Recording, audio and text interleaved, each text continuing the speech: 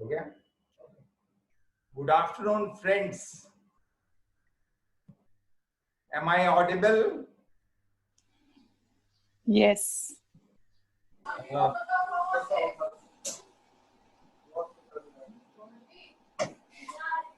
yeah. Good afternoon, friends. Good afternoon. The lockdown has forced us to resort to Zoom. Our last meeting was in Delhi on 9th of February. And on the same subject. And we were supposed to meet in Srinagar, where we met. Manishankar Iyer and I both traveled from Delhi. But somehow or the other, we couldn't hold the meeting in Srinagar on 15th of February. And thereafter, because of the lockdown, we have not been able to assemble and participate in any discussion on Kashmir. Today, we are having it on Zoom. I'm not familiar with it as yet. I hope some of you appear to be an expert, so I'm likely to commit mistake, but I hope you will forgive me. May I request Manishankar Iyer to initiate the discussion. He will take 5 minutes, and then he will be followed by the former member of parliament, Mohammad Salim of CPM. And thereafter, each one of us would speak briefly so that everyone gets a chance. The situation in Kashmir is not as yet normal, and it needs to be handled with all attention it deserves. So may I now request Manishankar Iyer to initiate the discussion. We all just need to remember, let's concentrate on the subject. We are we're all familiar with the aspects. So since the time is limited, let's concentrate on the way out. Mr. Manishankar Iyer, please. Thank you very much, Mr. Chairman. I don't have very much to say because I do not think there has been very much improvement in the situation since we last met. In fact, there has been some deterioration despite the fact that to a small extent, communications have been restored and at least two of the major political figures, the father and son duo of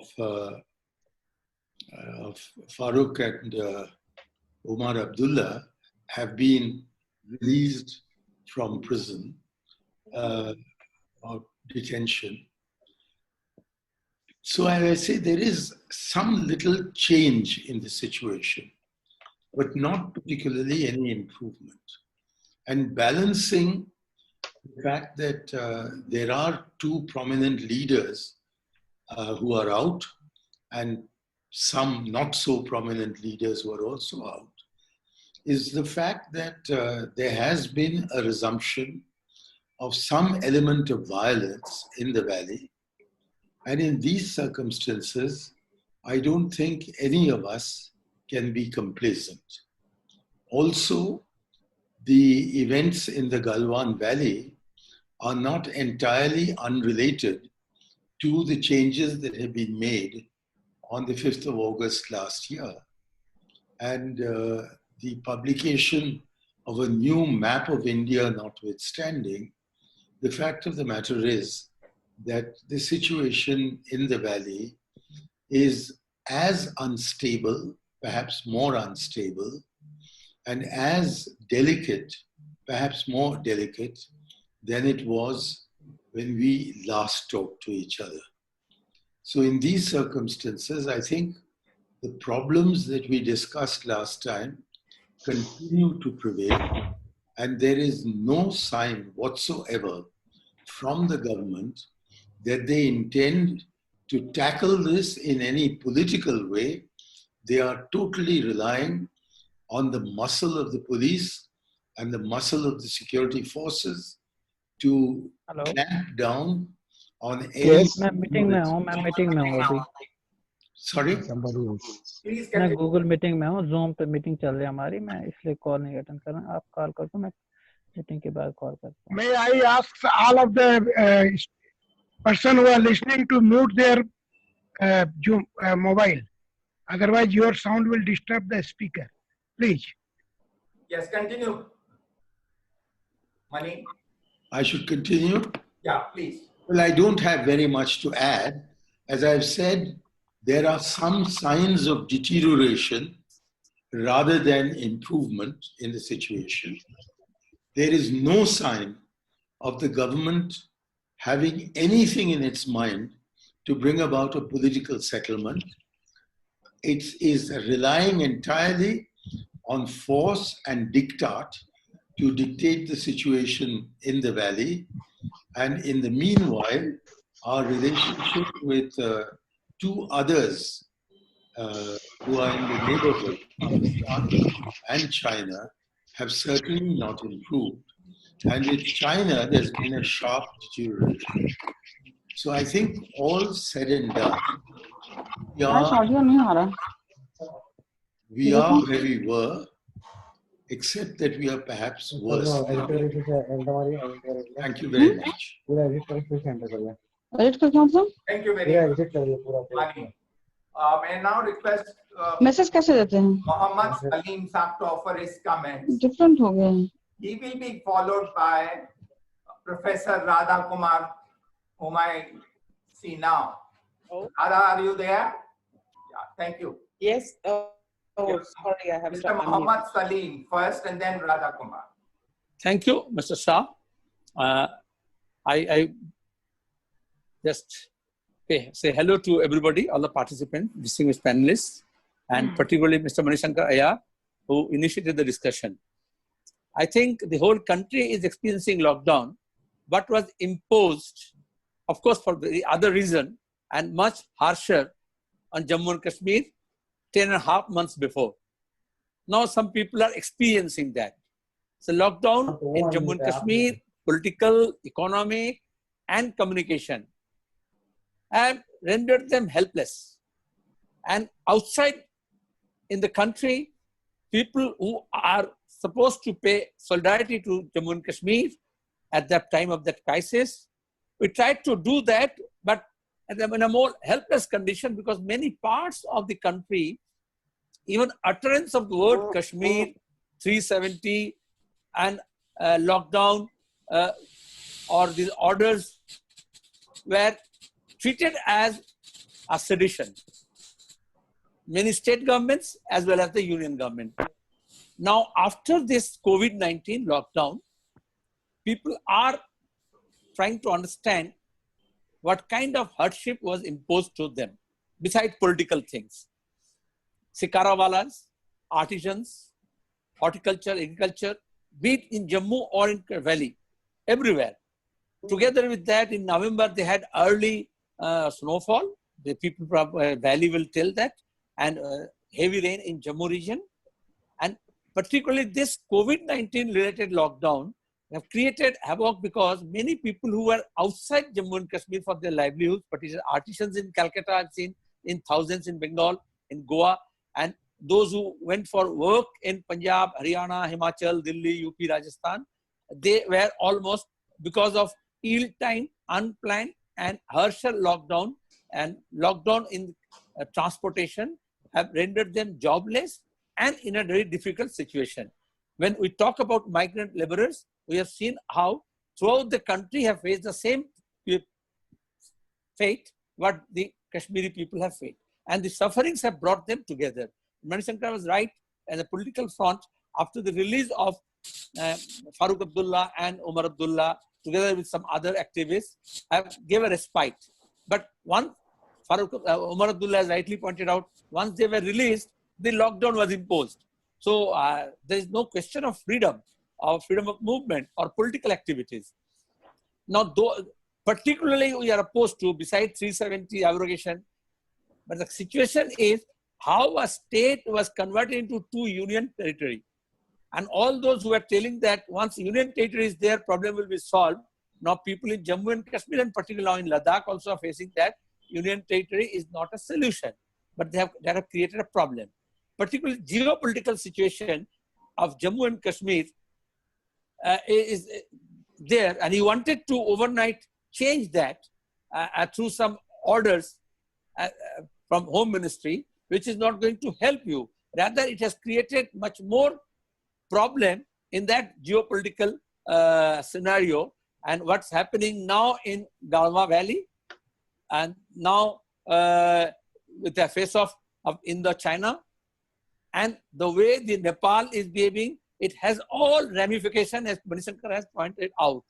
Now, at that point of time, you remember after during last parliament election, our army general told that we are ready to have battle in 2.5 fronts, which is not correct. We are not at this point of time is prepared to have a single war. And we are talking about 2.5. That time when we criticized, they said, you are against Indian Army. Nobody is against Indian Army. And now the Prime Minister's statement has come and made it very clear that how unprepared we are and how casually we take our problems. So time is going to be over. But the way forward of Jammu and Kashmir is, one, some people who were asking pre-48, I said no. Some people who were talking about pre-53, that has something. But now at least you have to go back to the pre-5th August 2019 to have a rough normalcy. And without political activities there, the economic sufferings of the people can be muted, but cannot be resolved. So throughout the country, we have to have a solidarity that normalcy must be restored, elected representative must be there, and Delhi cannot run the country sitting in Delhi through the Raj Bhavan in this manner, and state in this under this Constitution of India cannot be converted overnight into union territory. Thank you very much, Salim sir. Professor Radha Kumar will be followed by Kapil Kar. Professor Radha Kumar, one of the interlocutors of Dr. Manmohan Singh's government.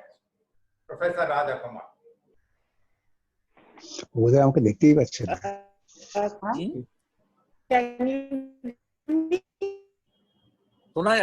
Can you hear me? Yeah, I can hear you. Hello?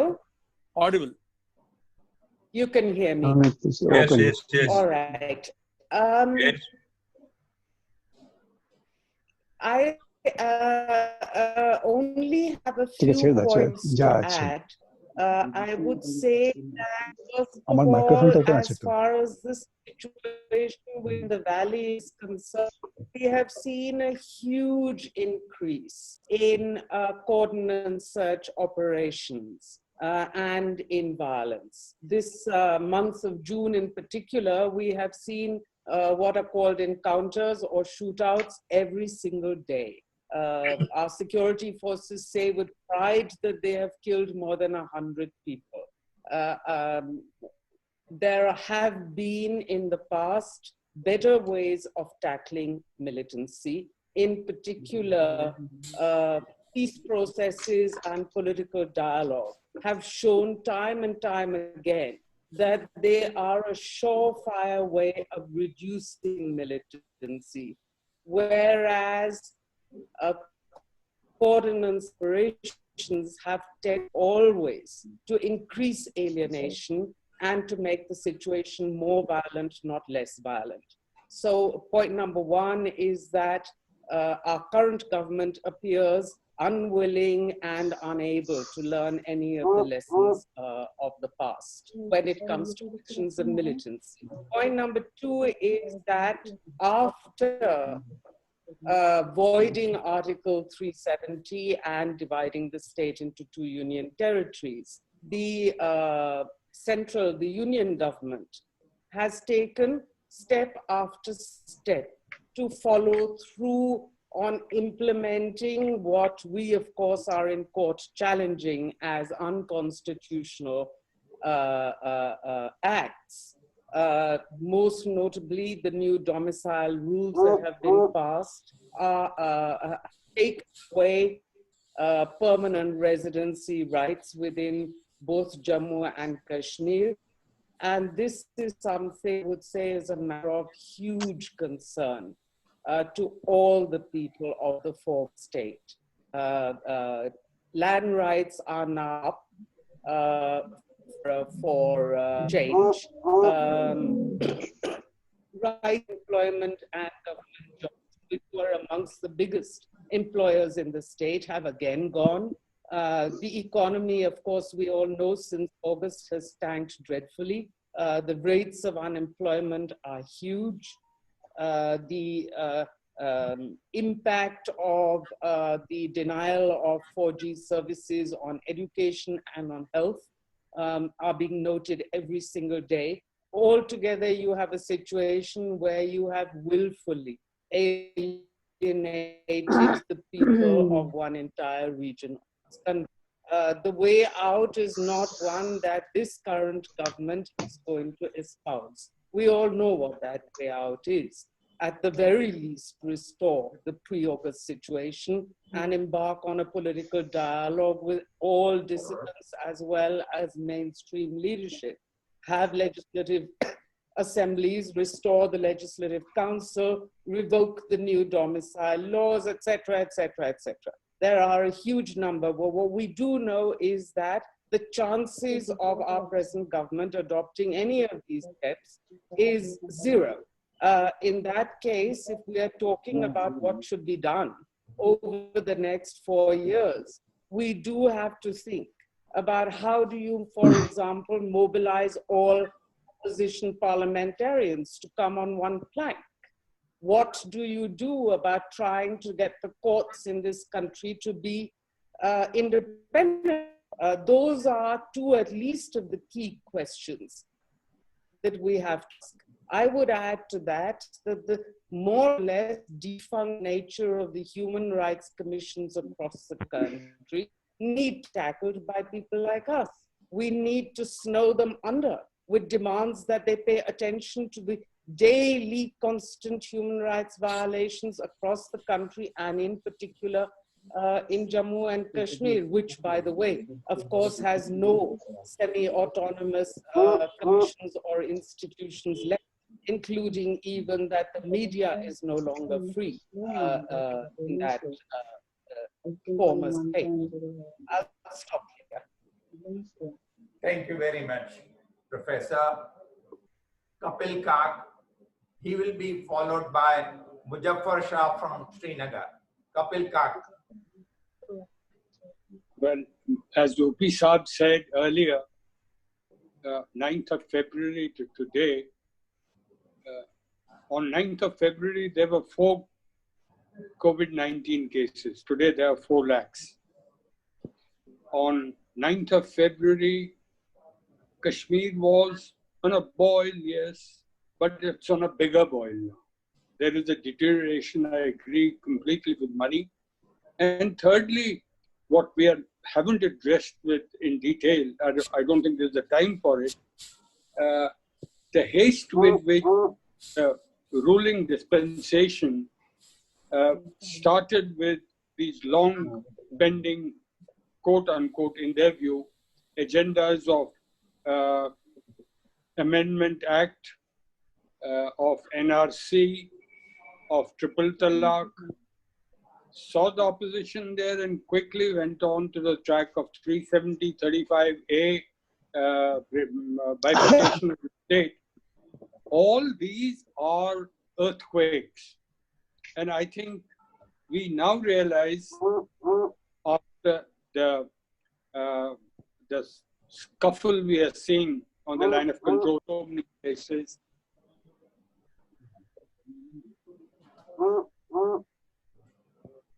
Can't hear you.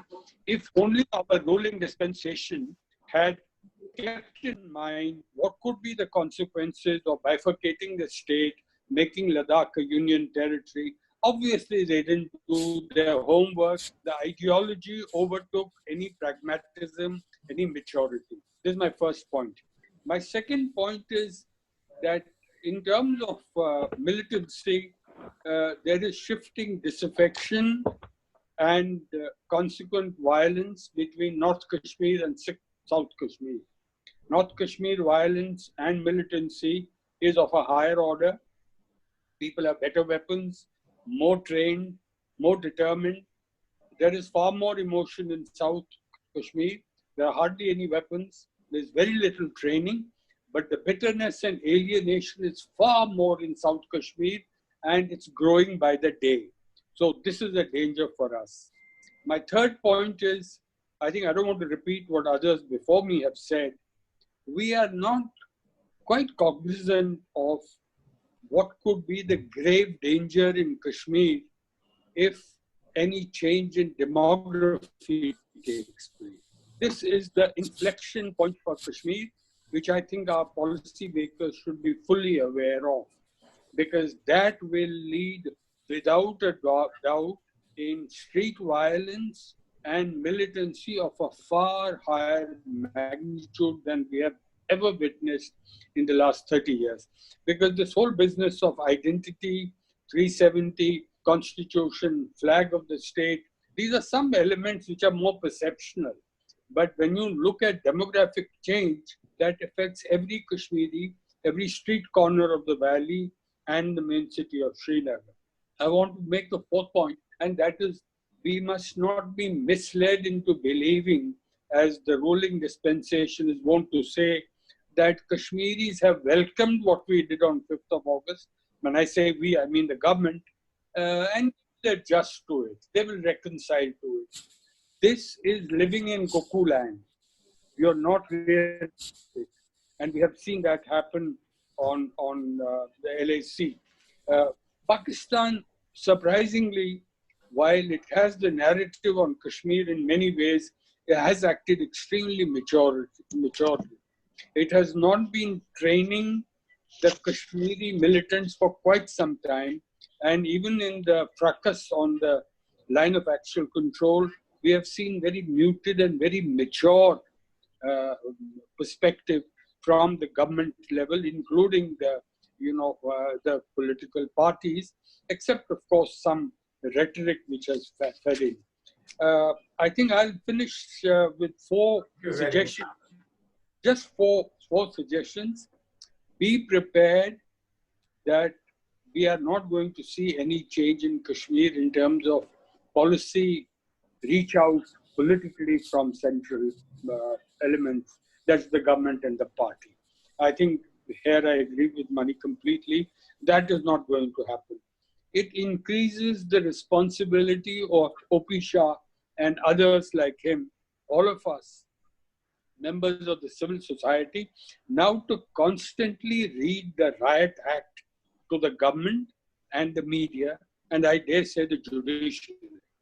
Because Kashmiris have lost faith in all the institutions of India, including parliament, the political parties, and judiciary, and the media. Media is now in compliance with whatever the government or intends to do. So it's virtually ahead of the government in terms of the narrative that is unfolding. I think the point that was made by Radha on Human Rights Commission, this is a good way forward where civil society can play a role. Kashmir is in pain. Kashmiri youth are hugely alienated, and they're getting more and more into despair, despondency by the hour, by the day. We must not go by the silence of the Kashmiris. These are Kashmiris are very patient person. But beware when that patience crosses the threshold. That is the time we will be in grief. Thank you very much for your patience. Muzaffar Shah from Srinagar, a political leader, and then we'll have a young lawyer from Srinagar who also spent a lot of time in Delhi, Rahela Khan. Muzaffar Shah first. Muzaffar.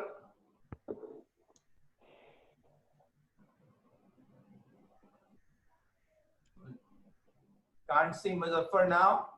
He was here.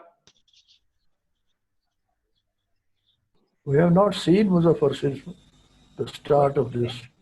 Oh. Muzaffar Shah was nowhere. All right. I don't know. I think he's not online. Acha. Rahila, would you like to come now? Rahila?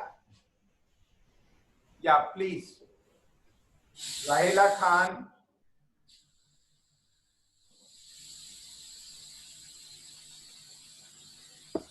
Am I audible?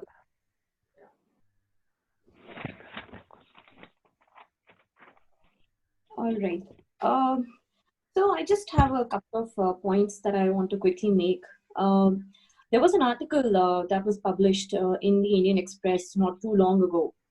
And the author was R. Madhav, Mr. R. Madhav, one of the prominent leaders of BJP. He admits a couple of things in that article so far as Kashmir is concerned. He accepts that the center has always seen Kashmir through the prism of Pakistan and consequently made decisions akin to it. So it's almost pathological. He admits that, yes, the center, the Congress, BJP has always seen Kashmir through the kaleidoscope of Pakistan. And at the very least, he admits that Pakistan is simply just a trigger, if not a real threat. And then he goes on to say that Kashmiris these days, and I mean, since this abrogation, they're thinking about whether or not their future is yet to be decided.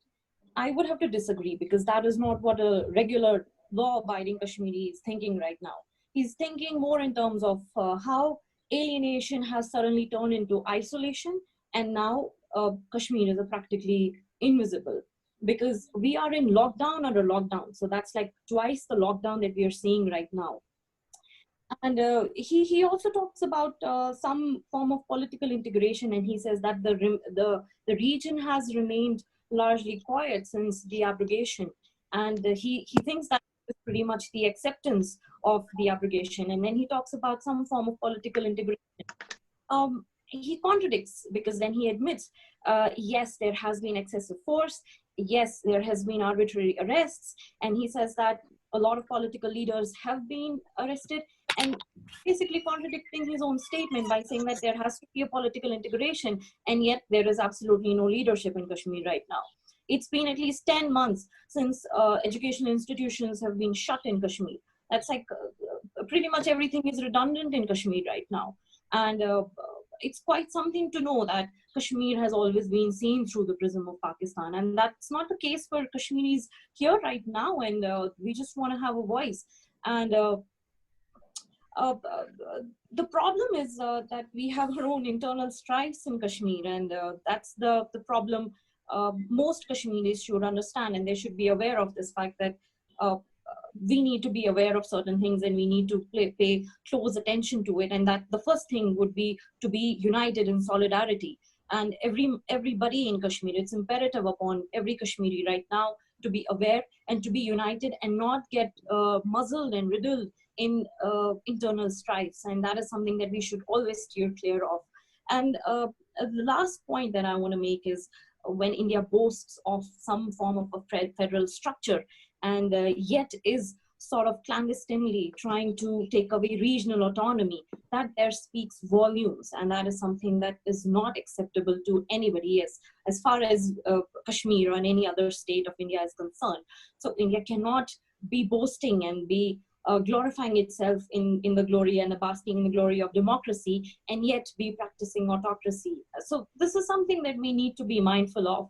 And I think the problem in Kashmir is also of the nature that anybody who comes out or speaks anything or just simply mentions Kashmir, he becomes seditious in nature. So that's where we expect a lot of solidarity from the outsiders to at least be aware of what's happening in Kashmir and and speak for us.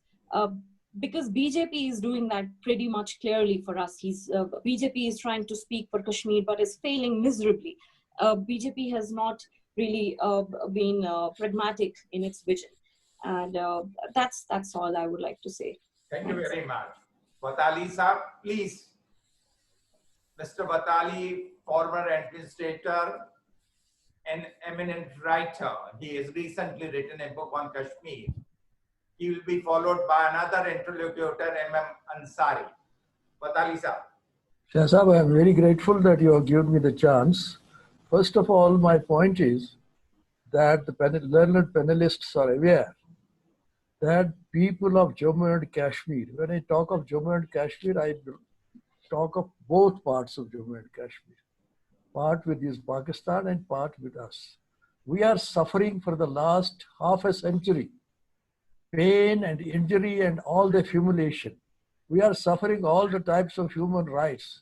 This is itself a violation of human rights that the Kashmir question is not being addressed. It is not being solved. It is making complications every day. This abrogation of Article 370. Nobody is even, Parliament says that it was temporary. Have they ever cared to know why it was temporary? Because there were some international obligations which India had to fulfill. There were some other obligations towards the people of Jammu and Kashmir which India had to fulfill. And that is why once those obligations would have been fulfilled, then this article would have been abrogated with the consent of the Jammu and Kashmir state people, not in the parliament by a vote of majority of the people. This is one.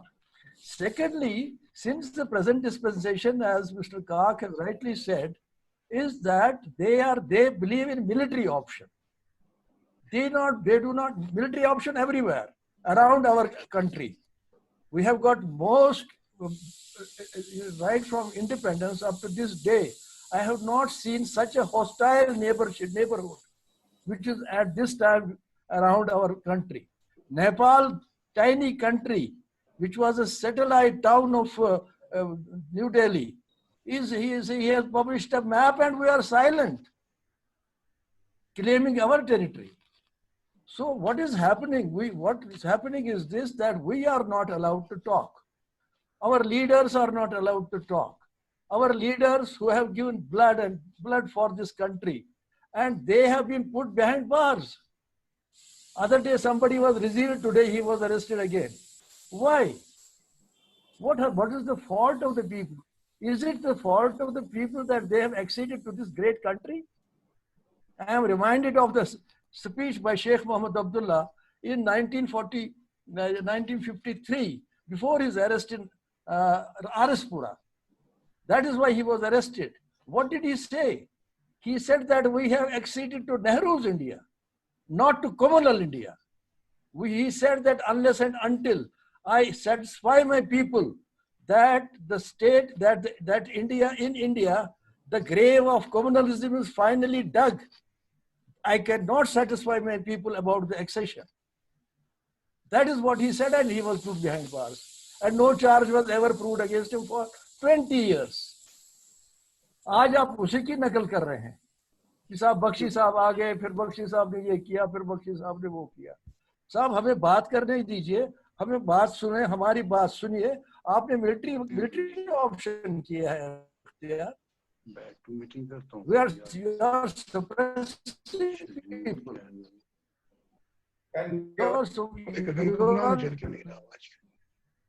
Suppressing the voice of the people.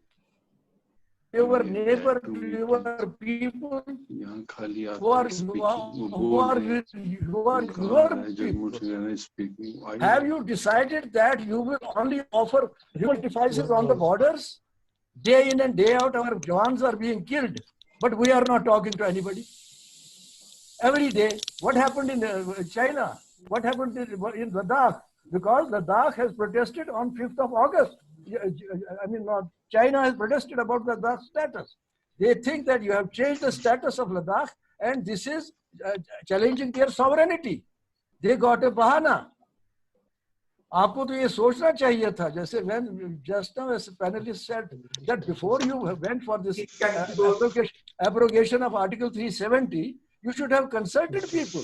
You should have consulted your own people from different schools of thought, and you have created a problem for yourself, for the country, and now you are not able to answer. And there is not a single fire there which has been fired on the other side of this side or that side. What has happened there? There's been a fight.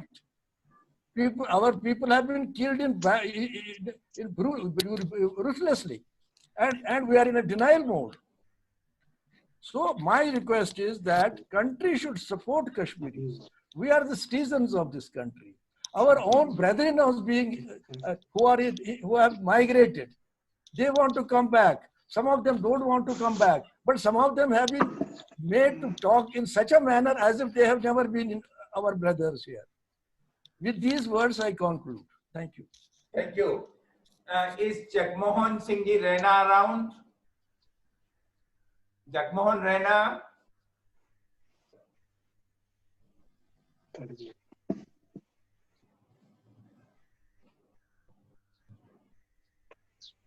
Mr. Jagmohan Rana? I saw him a little while ago.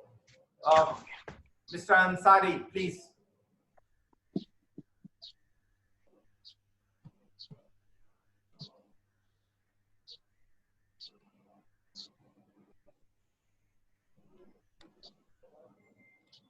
Your voice is not.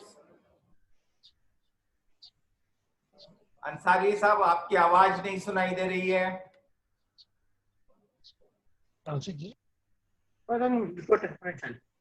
Can you hear me?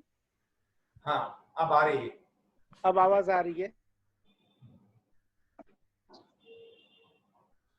You for organizing this meet and giving an opportunity to discuss about the situation in Kashmir.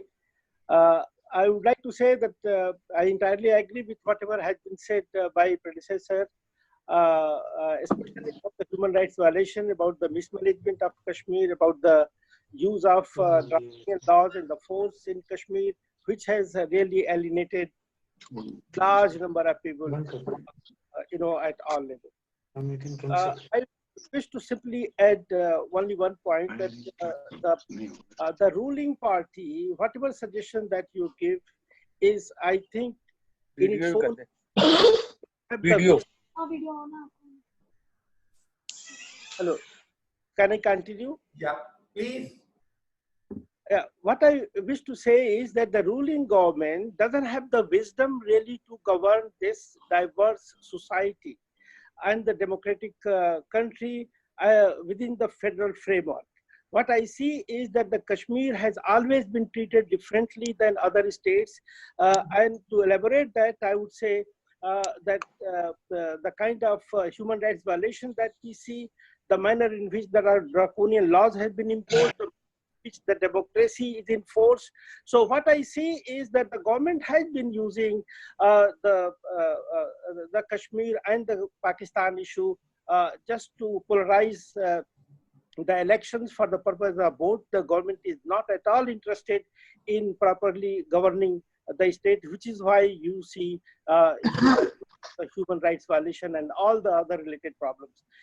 We know for certain that in the whole world, nowhere the conflict regions are managed by use of the brutal force and use of the draconian laws which is being done in Kashmir. So at this point in time, I think the suggestions that have been made are quite valid, but I don't think that the ruling dispensation is willing to listen to what you are going to say, because the purpose of the ruling government is to polarize the votes using the Kashmir and the and also the tension with Pakistan. Now we see that whatever is happening on LSE front, and even though the experts and the military experts, they have recognized that there has been intrusion, of China in Ladakh region, but even then the government doesn't accept it because it will change the whole plank of elections. So even though our economy is sliding, even though the problems of COVID are increasing, even though there are foreign aggressions, but the government is not willing to accept it merely because the whole thing will change, and the election manifesto and the electioneering will also change, and they will not be able to polarize the manner in which they have been doing it. तो मैं इस वक्त सिर्फ आपसे ये कहना चाहता हूँ कि हमारी इस वक्त जो सेंट्रल गवर्नमेंट है उसके पास जो एक डाइवर्स सोसाइटी, डाइवर्स कंट्री, एक लार्ज कंट्री गवर्न करने के लिए जो विजडम चाहिए वो नहीं है, और ये पोलराइजेशन से जो ये गवर्न करना चाहते हैं, जो करना चाहते हैं, मैं नहीं समझता कि उससे कश्मीर का मसला हल होगा, और न ही पाकिस्तान से कोई रिलेशन सुधरने के आसार नजर आते हैं। गवर्नमेंट ने ये इसके बारे में पहले मैं लिख चुका हूँ कि हमारी जो कश्मीर पॉलिसी है वो बड़ी इनकंसिस्टेंट है। आप सब जानते हैं, आप सब एक्सपर्ट हैं कि हमारे मुख्तलिफ जो प्राइम मिनिस्टर्स ने अलग अलग टाइमिंग्स पे क्या क्या कहा, और वो अगर हम देखते हैं तो उनकी प्रॉमिसेस कभी भी फुलफिल नहीं हुई। तो आज का जो कश्मीरी है वो इन तमाम बातों को समझता है कि आखिर डेमोक्रेटिक प्रिंसिपल्स क्या हैं और कैसे गवर्नेंस हो रही हैं, कहाँ पे किस तरह के कानून हैं, लॉज हैं जो इन्फोर्स हो रहे हैं। तो यानी दिल्ली कैसे गवर्न होता है, बिहार यूपी कैसे गवर्न होता है, और कश्मीर किस गवर्न होता है, या अगर फॉर दैट मैटर अगर आप देखें तो हमारे नॉर्थ ईस्ट में स्टेट्स किस तरह से गवर्न होते हैं और कश्मीर। तो कहने का मतलब ये कि जो हमारी जो पूरी डिस्क्रिमिनेटरी जो अप्रोचेस हैं उससे हमारा एलिनेशन बढ़ा है। और मैं जो आपसे पहले भी कह रहा था कि हमारी इस वक्त रूलिंग गवर्नमेंट के पास वो विजडम नहीं है कि हमारी एक डाइवर्स सोसाइटी, डाइवर्स कंट्री को और एक डेमोक्रेटिक सेटअप को ये आसानी से और अच्छी तरह से गवर्न कर सकें। इसलिए इस वक्त हम जो भी सजेशन देना चाहते हैं देंगे, मैं नहीं समझता कि कोई इसको सुनने वाला है। और हाँ, लेकिन ये अच्छी बात है कि हम लोग एक प्लेटफॉर्म पे हैं, we are on one page in talking about the human rights violation, alienation, and the misgovernance of Kashmir. I think that message should go to the government. Thank you very much. Thank you very much. Professor Gopi Kishan Mujju, Kashmiri Pandit. नमस्कार sir. After that, Anand Shah Ashok Bhan. Professor. हाँ sir, मैंने इसके बारे में अपने paper में बहुत बार लिखा है कि कश्मीर प्रॉब्लम जो है हम उसको अटेंड नहीं कर रहे हैं। We are solving other issues but not the main problem. अब 5 अगस्त को क्या हुआ last year, I have put it humorously, it was living relationship, जिसको फिर फोर्स्ड मैरिज की गई under duress and point of plan. There was consent about it because of majority vote, उन्होंने जो कहा वहां पास कर दिया, और लोगों से पूछा भी नहीं। जो असेंबली थी वहां डिसॉल्व हो गई थी, and there was need for doing this thing at that time. Convince people of JNK क्या होना है क्या नहीं होना है, कॉन्फिडेंस कैसे 53 से लागू हुए थे लॉज यहाँ पर जेएनके में, consider people they could have say taken the same way and they taken people into conference for assembly and casually जितने भी इनको लॉज लगाने होते थे वो लगा सकते थे। और पहले कभी भी इनको मिलिट्री लानी नहीं पड़ी, किसी under the point of gun इतनी फौज वहां लानी पड़ी। 40,000 फौज आपने पहले भेज दी, टूरिस्ट को निकाल दिया, पर अमरनाथ यात्रा खत्म कर दी। So they were apprehending, it was not right, so they had to crush it down something जो अभी चल रहा है, because still some people are under detention, some leading people are still detention under pressure. तो जरा sure अब 1 साल हो गया तकरीबन और अभी वो चल रहा है। So it was a forced thing which was illogical. It has only increased the alienation in Kashmir. जो alienation पहले थी इसको और एक्शन हो गई है, और हमारे कश्मीर के प्रॉब्लम एक्सटर्नल इंटरनल दोनों प्रॉब्लम्स थी, and by this way we have only added to the problems, not reducing them. फिर यूनियन टेरिटरी बना के फिर और कुछ करके we are adding to the problems, not reducing the problems regarding JNK जो कुछ भी है। There was in fact 53 से ही JNK के साथ कुछ बड़ा they were not dealing nationally with it in right from 1953 where Sheikh को पहले उन्हें अरेस्ट कर दिया था। They were bungling with the issue all through and we are paying the price for the wrong policies। और आज के गवर्नमेंट और भी कर रही है, trying to be too harsh and without taking people into confidence कि क्या ठीक रहेगा क्या नहीं रहेगा। और इसी मिलिटेंसी तो खत्म हो नहीं रही है, it is increasing day by day। Now non-Muslims from other areas, Muslims, non-Kashmiri also joining. Rajori हो रही है। There are people coming up there, so it's expanding. There's an end to the militancy, and you see for the last 2-3 months, कितने तकरीबन 100 आदमियों को मारा गया है, मिलिटेंट को मारा गया है, जो locals हैं। That means it is continuing. There's no way we have Kashmir militancy. It is continuing. They are not able to control it so far. So they had to find out a way, because and unless they have a take Pakistan on board, discuss the issue with Pakistan, We cannot have a peace in Kashmir because de facto Pakistan is holding a portion of Kashmir. Now China also is becoming a party to it. Why do we settle down? We have to all these things, take all those things to party, and then if you want to actually have a peace and resolution of the problem, we have to tackle the basic problem, and basic problem is Kashmir. These all things are offshoots of our basic problem. That's my contention. And मैंने पहले जो repeat किया allegations increased, and then जो जिस तरीके से उन्होंने abrogation किया article 370 का, it was वो मैंने लिखा कि mean is written end. अगर means ठीक होता तो end भी ठीक होता. गांधी जी फिर अहिंसा और नॉन इसको ट्रूथ को नहीं फॉलो करते. उनको पता था कि वायलेंस से वायलेंस होती है, नॉन ट्रूथ से पोलिटिकल हो जाती है. So that way the means are very important, and we have to learn how to follow proper means for proper ends. और हम वो नहीं फॉलो कर रहे हैं unfortunately, and we are suffering at all accounts, and we don't know where we are going, taking such drastic steps suddenly without any contemplation becomes euphoric, and because of majority, I think this is something which is not in good health of the state. बाकी रहेगा 370 35A का. 35A को ये 1927 से चल रहा था. Subject certificate वहाँ का जो चल रहा था लोकल जॉब इसके लिए. It was from after 47. And 370 was an agreement. It was a constitutional agreement between people of J&K and union government. इसलिए इसको कॉन्फ्रेंस लेना चाहिए, उसको खत्म करना चाहिए तो. So they have bungled the whole issue because of majority power in the parliament. That's all I can say about this thing. After the old points, I don't want to add to all this because all people have always spoken. Some people have more people speaking more about these things. It's even brief. I would like to speak on the question. Thank you. Thank you, Anand Sahai. आपकी आवाज सुनाई नहीं दे रही है Anand ji. No. Now, can you hear me now? Can you hear me now? Yes. Yes, yes. Okay, Chair. Thank you. It's good to see a number of old friends here. And the first thing I would like to say is thank you for organizing this meeting. And the subject is the way out. As far as that subject goes, I'll come to Kashmir, specifically to Kashmir in just a minute. I wish to say that meetings of this kind concerning civil society should be held in different parts of India. By that I mean people from different parts of India, different states of India should be called more and more into a discussion on these complex, very complex, but really speaking in the final analysis, people-oriented problems of our country.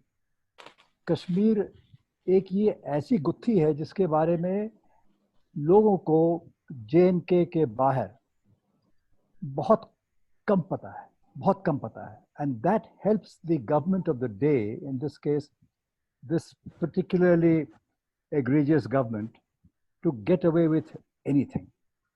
Kashmir के अंदर जो media है उसके तो घुटने तोड़ दिए गए हैं, नई मीडिया पॉलिसी आ गई है, और बाकी देश के जो अंदर जो मीडिया है, the less said the better, because they have been completely subverted.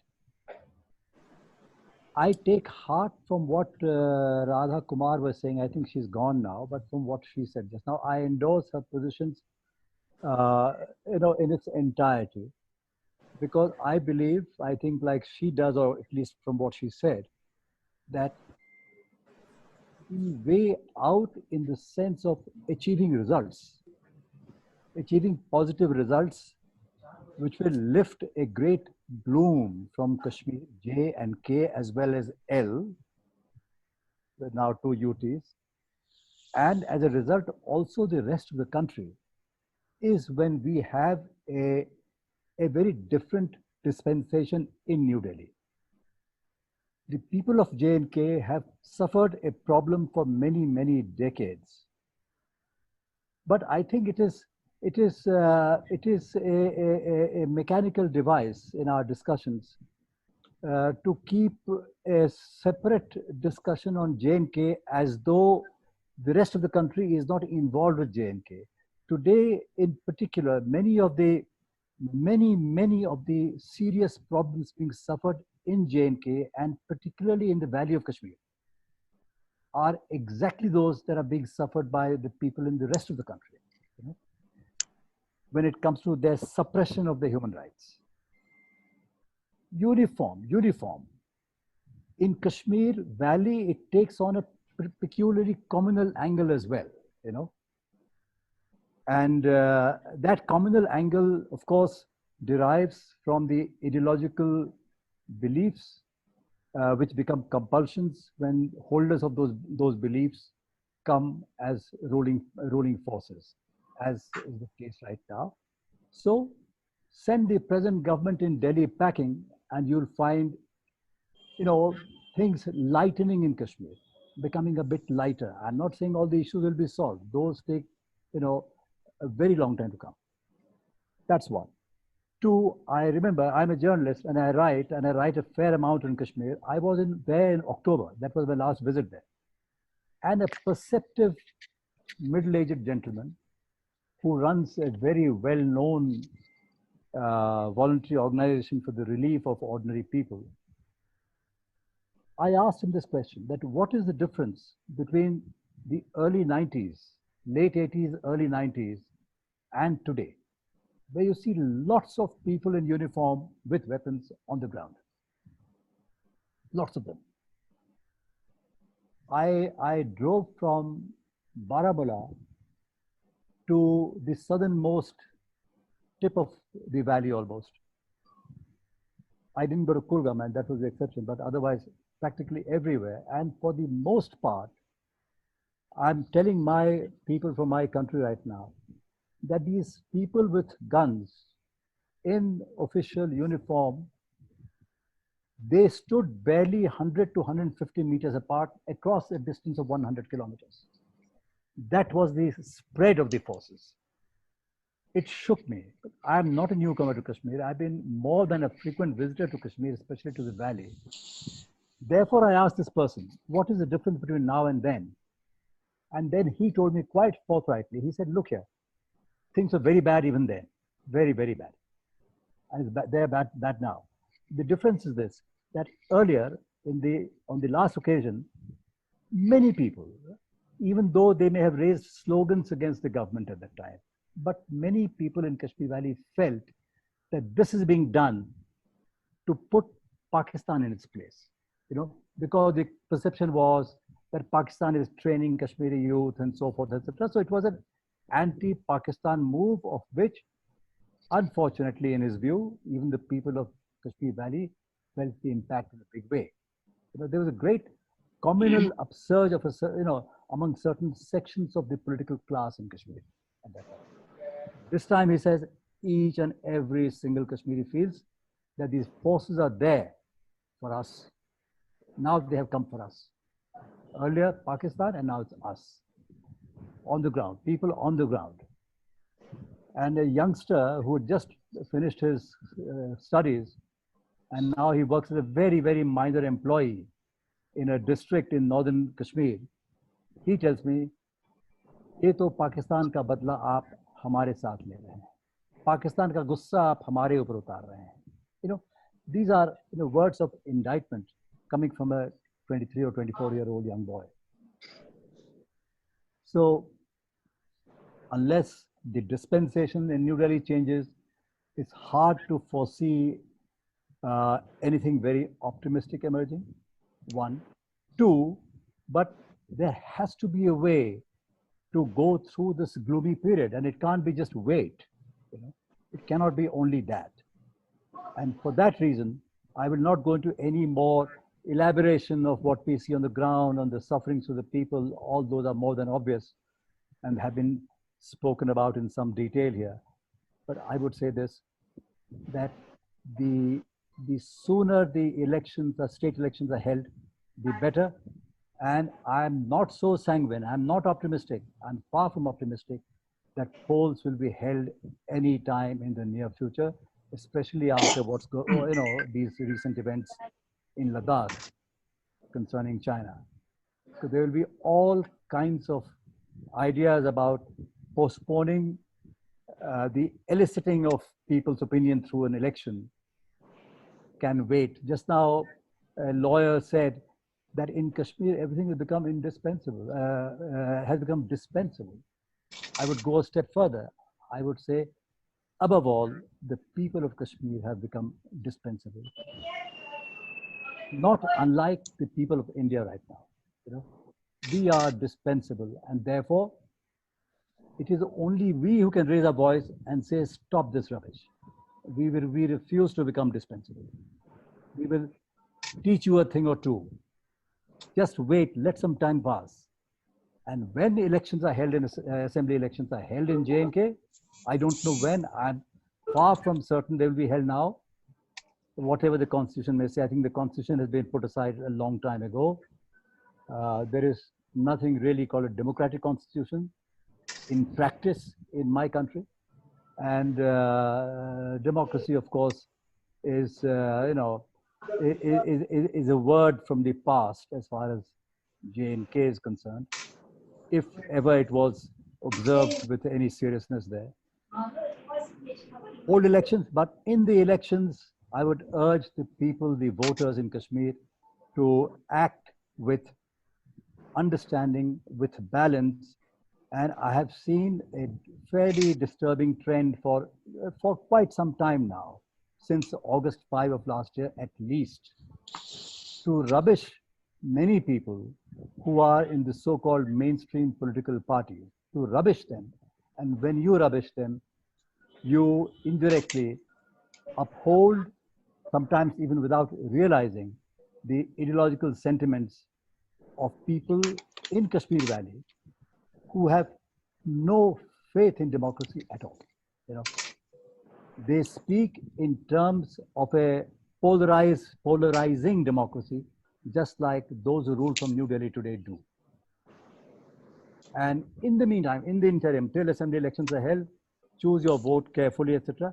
Before that, as far as this question of way out is concerned, something important needs to be done to retrain the forces. I was shocked when the Jamaat-e-Islami leader, Mr. Sehrai's son, was killed in downtown Srinagar. So he had taken up weapons. He's with his Mujahideen, and he and one or two other young men were, they were in a house and they were surrounded.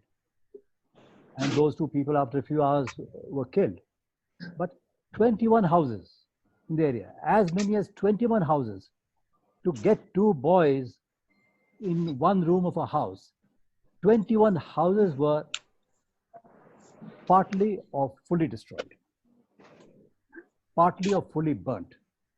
This cannot be the standard operating procedure or part of the rule book, of the training book, of the armed forces of any democratic country in the world.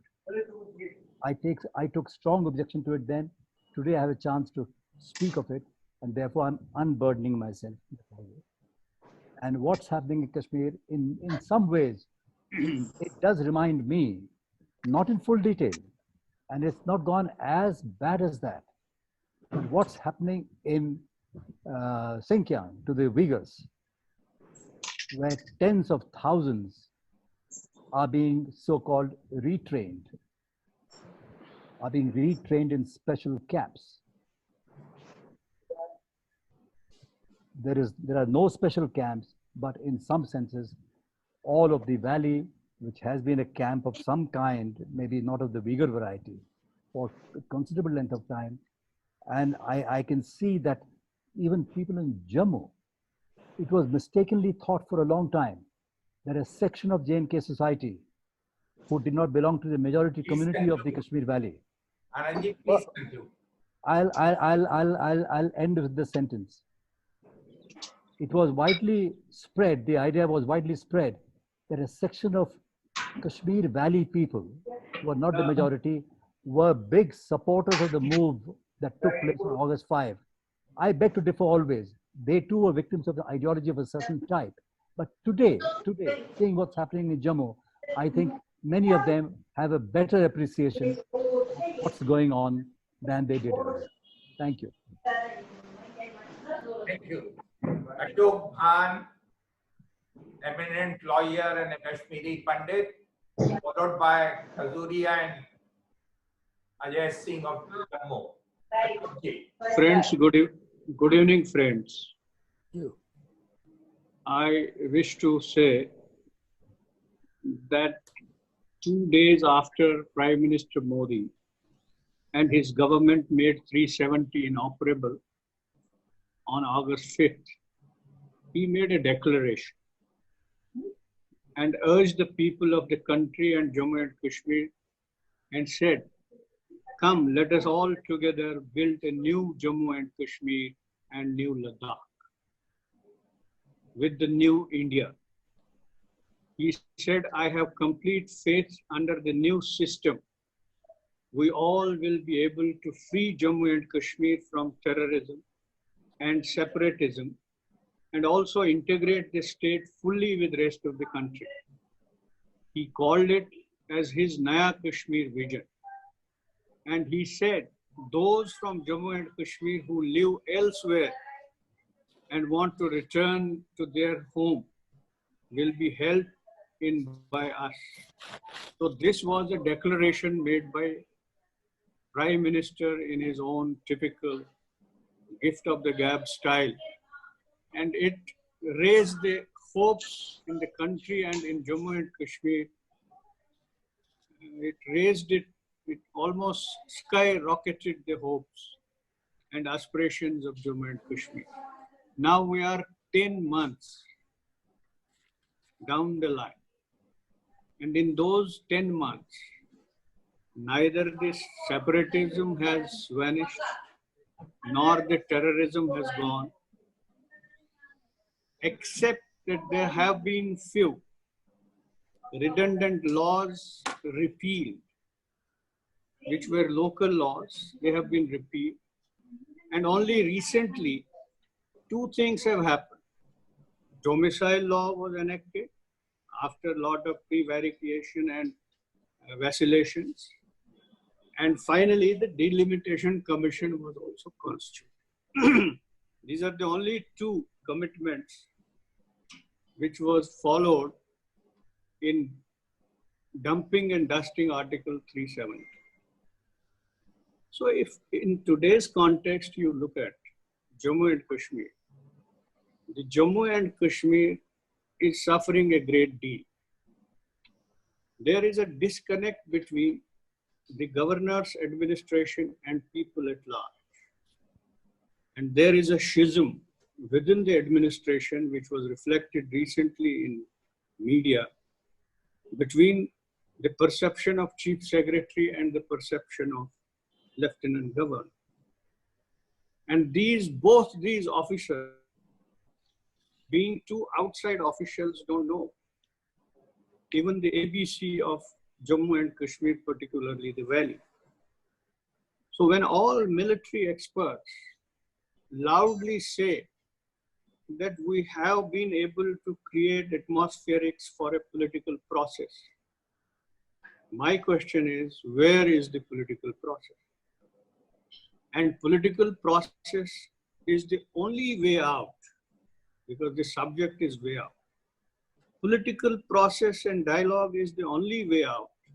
You have to reach out to Kashmiris, no matter that this COVID situation has given us a silver line, that almost 5 lakh of Jammu and Kashmir students, particularly from Valley, are spread all over the country and in some parts of globe also. When they were repatriated back to their homes in view of this COVID, this fact came to the surface. We have the ambassadors of democracy in those 5 lakh people. Do we take recourse to them? Do we educate them? Do we reach out to them? People say that to whom to reach out. There are people.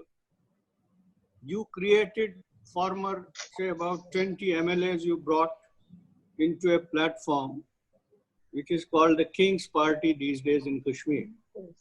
Mm-hmm. And next very day, you release Farooq Abdullah, followed by Umar Abdullah and others. and also you shifted Mahbuba to other places. These mainstream politicians have been assets of India in Kashmir. They have stood the test against the current in the testing times, and you put them behind bars and release them immediately and then create a king's party. We need tens of Farooq Abdullahs, tens of Mahbubas, tens of king's party to convince Kashmiris that India is your country, as Watali Saab said, that this thinking has been deep in the DNA of Kashmiris, driven home by Sheikh Abdullah's consistent speeches, that it is Nehru India, it is secular India to which Kashmir has acceded to. And today, Prime Minister Modi has to foot that bill. He has to build that trust with Kashmiris, that I still am holding the government which is run by constitution, which is run by secular ideas, and which is run by mutual tolerance. That seems to be absent because the Kashmiri feeling alienated. Now regarding another commitment which he made to those who have lived outside for 3 decades, nothing turns on this. That exiled population is a profound component of Kashmir civilization. And if it is not physically present as a concentrated religious minority in Valley, the peace will always elude. Kashmir will never see the peace, because if a profound and an important component is absent physically from Kashmir. So it's a big question to the country and to Kashmiris also. Do they want Kashmir without them, or do they want Kashmir inclusive of them? This is a big question. Even opinion makers like Watali Saab and other civil society leaders have to answer this question. And 30 years is a long period for exile of a community without any rhyme or reason. And those who were driven out along with this community on ideological levels like Abdullahs, like Muftis, even Mahbuba Mufti was, he lived outside. And when they went back, they were welcomed. They enjoyed the power. Why is this exiled population out of it? So the religiosity, the jihadi element comes in there. There is some element. Pakistan is an elephant in the room. And until you talk with Kashmiris and fully gravitate in their favor and understand their aspirations, address their aspirations, you have a big resource of people who are in India, who are doing business in India, who are doing education in India, who have lots of interests in India, and who have accepted and acknowledged after 30 years of violence in Kashmir that India has come to stay in Kashmir. So therefore, India is a reality in Kashmir. So build up that idea of India in Kashmir, but you don't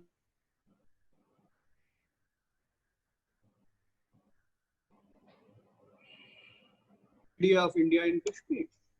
Idea of India has to be built, as Nehru said, as Indira said, as Rajiv said, as Manmohan said, as Atal Bihari Vajpayee said, by love, because Kashmiris have a history.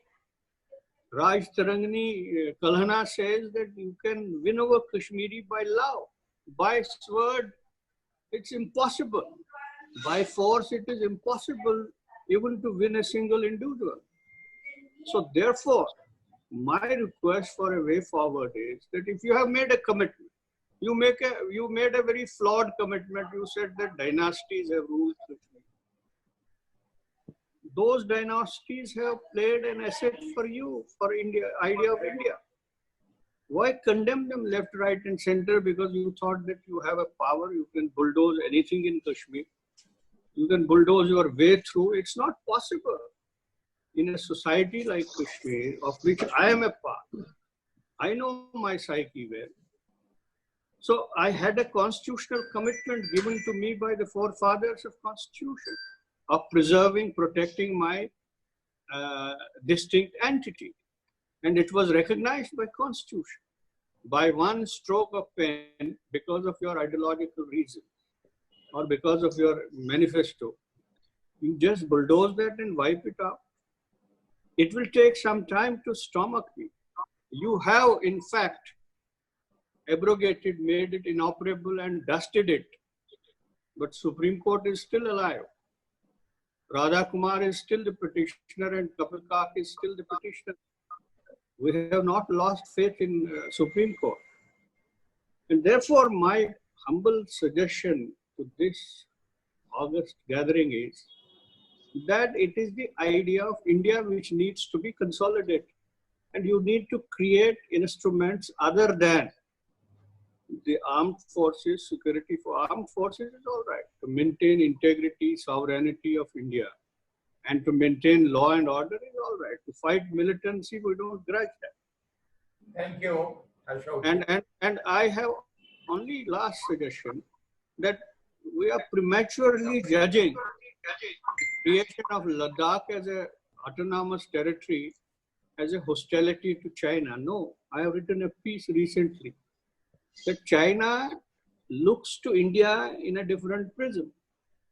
It has the first grudge that why did Prime Minister of India side with the US and why did he finger us in Taiwan and other things? As a power in Asia, they want some parity with India.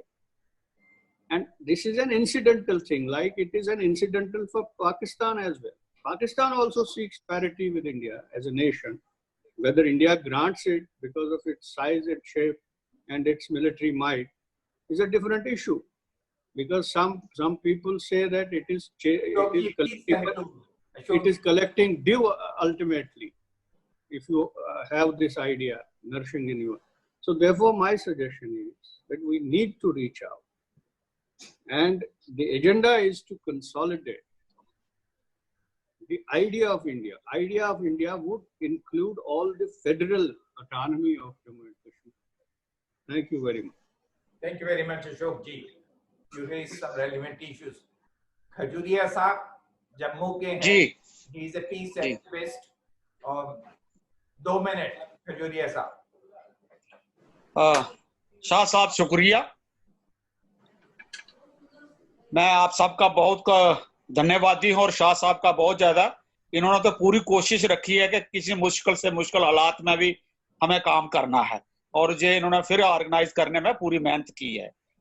मैं इसमें ये कहना चाहता हूं, जितने भी पता नहीं अब सुनने वाले कितने रह गए हैं और कितने चले गए हैं, जिन्होंने कहा हम एक नतीजे पर पहुंचे थे नवंबर महीने में कि जम्मू कश्मीर की प्रॉब्लम लोगों को हिंदुस्तान में सुनाई कैसे जाए। आप हमारे शाह साहब भी सेमिनार करते हैं और लोग भी करते हैं, हम भी दिल्ली में जाकर कभी गांधी पीस फाउंडेशन में कभी किसी जगह करते हैं सेमिनार या कभी IIC में करते हैं। लेकिन जम्मू कश्मीर के पीपल के पास कोई सॉलिड प्लेटफॉर्म नहीं रहता को वो जिसके साथ लगातार तल्लक रखा जाए और अपनी बात वहां पहुंचाई जाए। पहला पॉइंट तो एक मैं ये कहना चाहूंगा कि एक प्लेटफॉर्म ऐसा हो जिसके पास जम्मू कश्मीर के लोग जिसको सुनते हो, जम्मू कश्मीर के लोगों को जो सुनता हो प्लेटफॉर्म, वो लेकर उसके पास जाएं और लगातार एक तल्लक रखें। सेमिनार तक रहता है और सेमिनार के बाद वो खत्म हो जाता है। दूसरा पॉइंट ये कि मैं हिंदुस्तान के जनता से ये अपील करना चाहता हूं, जो हमें आप पक्का हिंदुस्तानी बना लिया गया है दफा 370 तोड़कर। जब हम पक्के हिंदुस्तानी बन गए हैं तो गोले या गोलियां या बंदूकें पाकिस्तान की हमारे पर क्यों चलती हैं? वो पंजाब से लेकर राजस्थान से लेकर कच्छ तक पाकिस्तान अगर दुश्मन है तो दुश्मन हिंदुस्तान का है। वो हिंदुस्तान में गोली एक नहीं चलती, गोली हमारे पर चलती है। पाकिस्तान वाले चलाते हैं तो हम मरते हैं, हम चलाते हैं तो फिर भी हम मरते हैं। ये जो मुसीबत है, इस मुसीबत से हमें निकाला जाए। और जब तक पूरे हिंदुस्तान के लोग ये नहीं समझेंगे तो उनके बच्चे भी जो मिलिट्री में भर्ती होते हैं, पुलिस में भर्ती होते हैं, सीआरपी में भर्ती होते हैं, बीएसएफ में भर्ती होते हैं, वो आकर इस बॉर्डर पर अपनी जान दे रहे हैं। ये कब तक होता रहेगा? 70 साल से हम ये सहन कर रहे हैं। एक पॉइंट तो ये है। दूसरा पॉइंट ये कि कश्मीर के साथ लगातार ये जो अब किया जा रहा है कि अब हम सरकार बदली है, अब नहीं बदलेंगे, फिर बदलेंगे, ये छोड़कर बातचीत का रास्ता निकाला जाए।